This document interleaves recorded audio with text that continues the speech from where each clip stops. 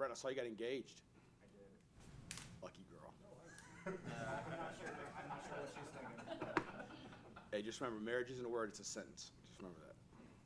Rooting for you, though. See what happens. It's either the beginning. Go Redbirds. I like that Cardinal shirt. That's good. Yeah. Old Fuck the stuff. Cubs. That's right. Birds on the bat. I like it. I guess I'll start with last week. We weren't very happy with how we played.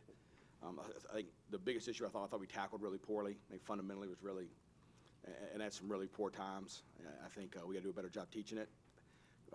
We've been banging on our angles, banging on our leverage, and I thought Saturday was the worst we've played in that department.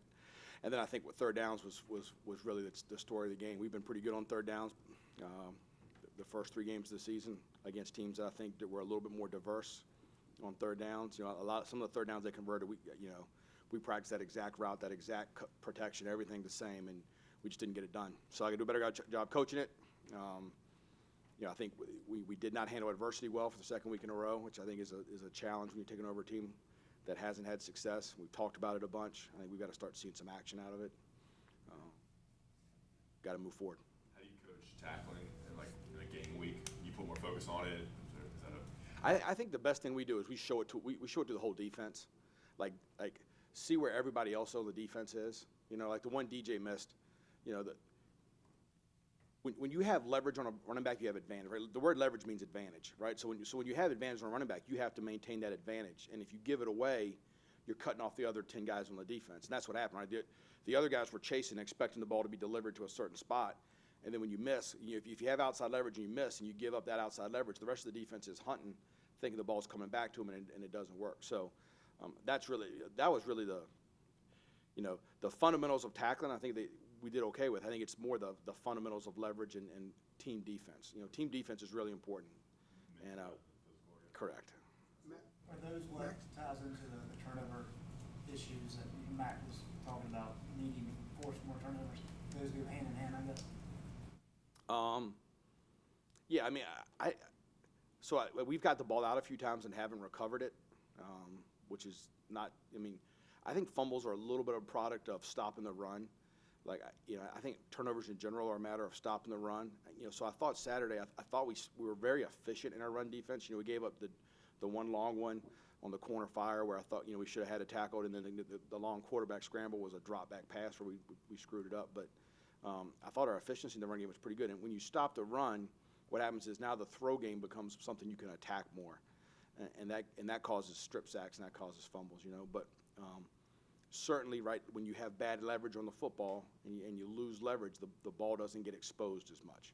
We talked to our guys all the time about when the ball's exposed. So if I'm out, if the ball carrier's got the ball in this hand and I'm coming from this angle, that's where strips and fumbles come from. And so if you're giving those opportunities up because of poor angles, then yeah, you get less strips at the football. Well, going back to what you were saying with Ross's question, Mac mentioned after the game Saturday that containment was an issue on some of those third downs. Were you just describing containment, and if so, how do you fix something like that? No, I was talking more about when the ball carrier's got the ball in his hand and he's running, and we're inside out or outside in. Certainly, the long run we lost contain on the quarterback scramble. You with me? Sometimes containment issues are a byproduct of the pressure we're running. And we're trying to flush them a certain way or get a protection. You know what I mean? So the one third down he converted where Jeremiah got the targeting penalty, we have a guy come scot-free and he falls down. So I don't have great answers for that. Don't fall down, So I think part of that is guys, doing their job and staying up and when you have a chance to make a play, making a play. And I thought, most third downs this year, when we've had those opportunities, we've made those plays. Certainly, containment on the quarterback is an issue. Sometimes when you're trying to maximize your pressure and maximize your coverage, sometimes the containment issue is going to happen. How do you slow down Clemson's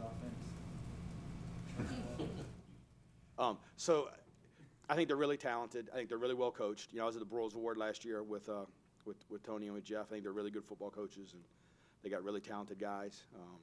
I think you have to play very fundamentally very, very sound. I think they block you very well, and I think the quarterback is. I haven't seen one better. So I just think you've got you've got to minimize the damage when they get you in a bad play. You know, that's we talked to our kids about that yesterday. Is some teams, when I have a bad call on defense against a certain play, we've got to minimize that against them. If you do not minimize it, it's major problems. And I think the teams that have done a good job against them have minimized the damage when they've had a bad a route against a certain coverage or a run against a certain front. So I think that's it. And then I think you've got to do a really, really good job, on the edge and coverage, at corner and coverage. They're going to make you play man to man. So we got to do a really good job when we're playing press man. You see a team that is as talented as them and as favored as them, what approach do you take to still try to keep their confidence up that they can beat them, or do they already have that? Yeah, I mean, if we don't have confidence, then gosh, I'm doing an awful job. So I mean, I think they, we're going to go play, we're going to go compete. Our kids are excited to go play, and we've played a lot. We've played some pretty talented guys already. Miami's got some really talented guys. So I think we've just got to go play, and we got to worry about ourselves more. I don't care who we play this week. We got to fix our own problems. If we fix our own problems, we'll be better. You say that Trevor Lawrence, you haven't seen a quarterback better than him. What separates him from every single quarterback you've seen throughout your coaching career? He's 6'6". Like the most impressive play I've seen from him this year is he throws an interception against Georgia Tech to Georgia Tech's corner, who's running for a touchdown, and he reels him in like an all-pro safety.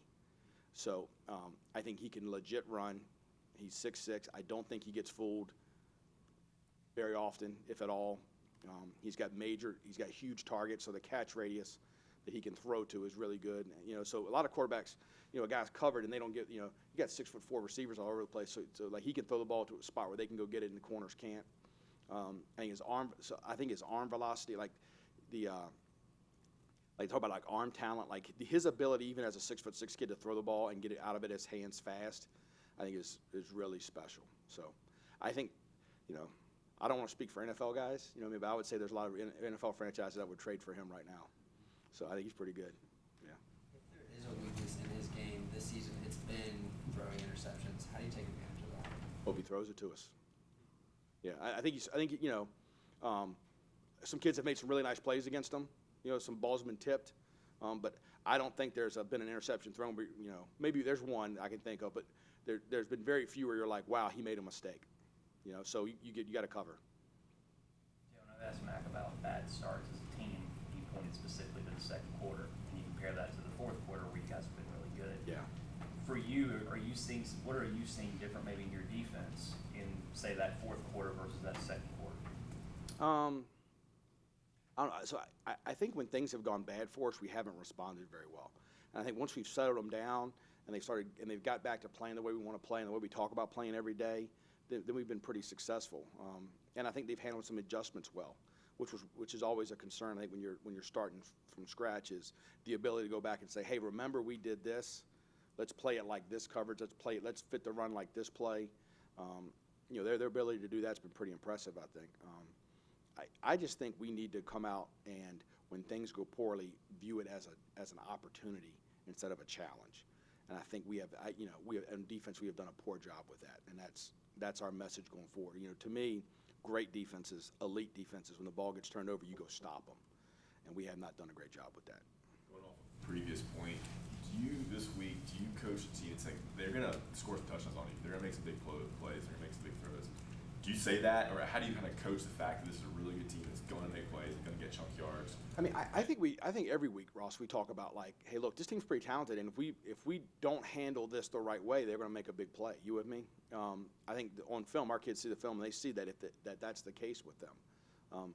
But I mean, I hate to sound like a cliche coach guy, but like we're not going to coach any different because it's Clemson versus App State versus Miami versus South Carolina versus anybody. Like we're just not. We coach the same way. The kids expect that. I think if I came in and all of a sudden I was like, oh my gosh, we're going to do this now. We're going to play this, and we're going to like they'd be like, what are we doing? So we're going to play the same stuff we played and play it better. You were pretty big underdogs last year going to Oklahoma with a pretty good offense there, pretty good player. What allowed you guys to do something that no other defense was able to do against those guys? We shortened possessions. Fooled them a few times. So I think when you're in, I've been in the other I've been on the opposite side of that too. When you're favored by a bunch and the game's not going real well for you, there starts to become a little bit of a press factor. So I think we've got to try to hang in there and let them feel the pressure of, man, we're supposed to win by however many, and let the pressure happen, and then we got to fool them some. You know. With Jeremiah getting the targeting and missing at the end of the second quarter and the whole second half, Jonathan Smith played a lot. Dominique also got a lot more snaps than Chaz. How would you assess that group right now? You know, Jeremiah, I think, is doing a great job. I was proud of John going in and playing. I thought he played well. You know, I think he handled getting us lined up and some of those things that at halftime we were stressing. Dominique Ross, I think, is playing at a high level. I think Chaz Wright's playing at a really high level. I think I've got to do a better job of getting more reps for those two guys in different spots. And we had some stuff for App State, and we didn't stop the run enough to get to it. So we've got to do a good job against Clemson to try and get in some longer down distance where we can get them both on the field. So I know I asked you pleased last week, so I won't say if you're pleased with that group now, but are you comfortable with the progress rate that they're making? Okay, have they made enough that you could see a sizable yeah, I mean, progress rate? I think Jeremiah has become a young man that we rely on and trust. And then Jonathan Smith, I've always kind of felt that way about. He was a veteran presence. And then Dominique and Chaz, I think, are both really good players that need to make plays for us to win. And when they have, we've played really well. When they haven't, we haven't played really well. And that position in the defense should be the position that, you know, I mean, for a number of years now, that position has led us in tackles. You know, so I think those two need to play at a really high level, and at times they really have, like dominating level. I thought Chaz, there were some spots against South Carolina, Chaz was dominant. You know, so I think we've got to get him back. We've got to coach him. Tommy's doing a great job with him. We've got to coach him in a way for them to be dominant, and then let them go play. And I've got to do a better job of getting them both on the field some, where they can do their skill set fits the defense call. Correct me if I'm wrong, but did Schroeder's not play as much in the second half? It seemed like him and Tamari really split snaps. Or what's going on with the rotation there? He got nicked up again, and you know, didn't feel like. I mean, we're trying to manage how many reps he really took. You know, so we're trying to save him for some third down stuff, trying to save him for some pass rush stuff. I thought Zach Gill played really well. I thought Ray played really well when they came in for Jason. You know, Tamari's playing all over the place right now. Jay, how will you adjust with Wolford's problem in the secondary? Well, I think we'll see what the doctors say. I think we've got some. We put DJ back there against App State, which I thought he did well. I think Don Chapman and Cam Kelly are both really talented young guys that we're excited to play, and they're going to have to play some. Excited, I thought when Cam Kelly went in, he flew around pretty good. So, I love Wolf. My son's 8. If you told me my son was going to be Miles Wolf when he's 21, I'd sign off on it right now. So, I'm hopeful that we'll have him soon. All right. Everybody good? Thanks.